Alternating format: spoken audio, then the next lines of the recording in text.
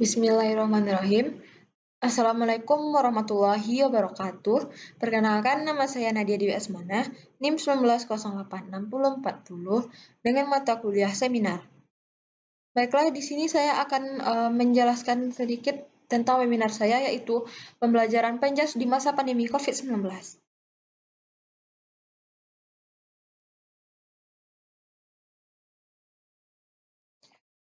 Nah, pandemi COVID-19 ini, penyebaran virus corona ini berdampak pada berbagai aspek termasuk ekonomi dan pendidikan. Untuk menekan jumlah pasien yang terpapar COVID-19, pemerintah membatasi aktivitas yang menimbulkan perkumpulan massa dalam jumlah banyak termasuk bersekolah dan bekerja. Keadaan ini mengakibatkan pemerintah memberikan kebijakan untuk meliburkan seluruh aktivitas pendidikan dan menghadirkan aktivitas proses pembelajaran lainnya. Melalui Surat Edaran Nomor 3 Tahun 2020, para satuan pendidikan tentang pelaksanaan pendidikan dalam masa darurat COVID-19, maka pemerintah melakukan kegiatan belajar secara daring dalam rangka pencegahan penyebaran COVID-19 tersebut. Selanjutnya, dan bagaimana pembelajaran PENJAS di masa pandemi COVID-19 ini? Dan yang pertama, adanya media pembelajaran. Media pembelajaran ini yaitu segala sesuatu yang dapat digunakan untuk menyalurkan pesan dari pengirim ke penerima sehingga dapat merangsang pikiran, perasaan, perhatian, dan minat siswa sehingga proses belajar terjadi. Dan dapat disimpulkan bahwa media pembelajaran merupakan alat yang digunakan untuk menyalurkan pesan dari sumber belajar kepada penerima, yaitu siswa, agar terciptanya lingkungan belajar yang kondusif, efisien, dan menyenangkan. Dan yang kedua dapat menggunakan, yaitu yang disebut pembelajaran daring. Pembelajaran daring tersebut yaitu pembelajaran yang dilakukan secara online menggunakan aplikasi pembelajaran maupun jaringan sosial. Pembelajaran daring merupakan program penyelenggaraan kelas pembelajaran dalam jaringan untuk menjangkau kelompok target yang masif dan luas. Tujuan pembelajaran daring sendiri yaitu pembelajaran daring memberikan layanan pembelajaran bermutu secara daring yang bersifat masif dan terbuka untuk menjangkau audiens yang lebih banyak dan lebih luas.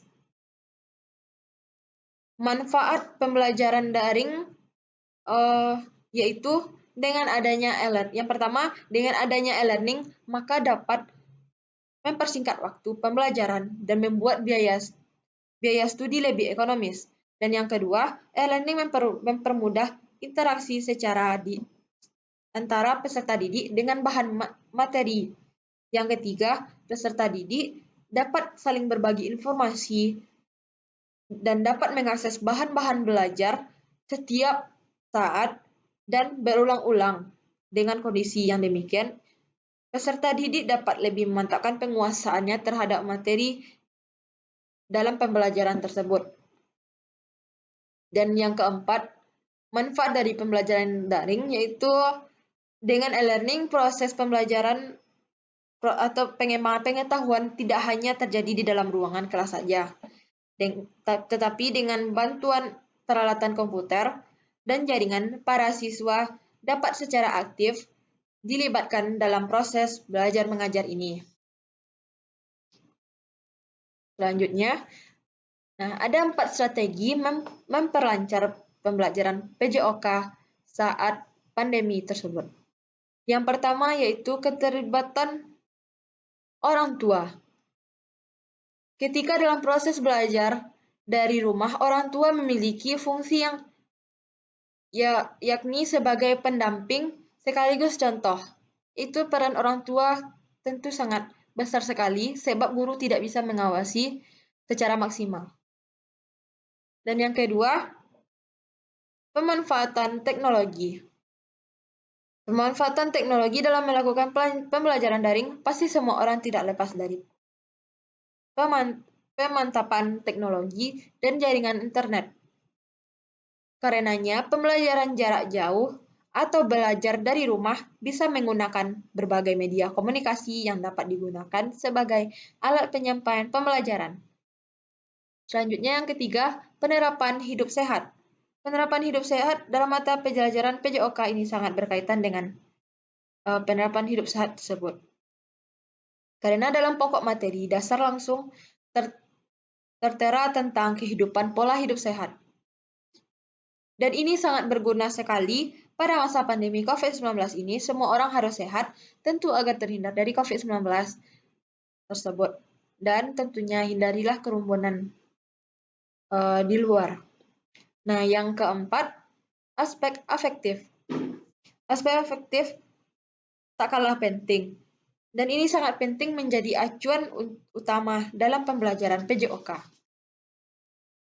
Nah, kesimpulan yang bisa saya ambil tentang pembelajaran Penjas di masa COVID-19 ini, yaitu pembelajaran online mendapat tanggapan yang sangat baik dari mahasiswa, terutama mengenai fleksibilitas pelaksanaannya. Metode pembelajaran ini juga mampu memicu munculnya kemandirian belajar dan mendorong mahasiswa untuk lebih efektif dalam perkuliahan. Tapi sayangnya interaksi dalam pembelajaran online memiliki batasan sehingga tidak memungkinkan dosen untuk memantau secara langsung aktivitas mahasiswa selama perkuliahan ini. Mahasiswa juga kesulitan memahami bahan ajar yang disampaikan secara online. Komunikasi antara dosen dengan mahasiswa yang terbatas melalui aplikasi pesan instan ataupun melalui kelas-kelas virtual dirasa tidak cukup oleh mahasiswa. Pelaksanaan pembelajaran online memungkinkan mahasiswa untuk mengikuti perkuliahan dari rumah masing-masing. Meski demikian, pembelajaran daring di daerah-daerah yang tidak terjangkaunya jaringan internet harus diawasi karena berpotensi memunculkan kerumunan di area-area tertentu yang justru mengakibatkan kemungkinan penyebaran COVID-19 ini. Baiklah, hanya itu yang bisa saya jelaskan tentang webinar saya, yaitu pembelajaran Penjas di masa pandemi COVID-19 ini. Sekian, terima kasih. Assalamualaikum warahmatullahi wabarakatuh.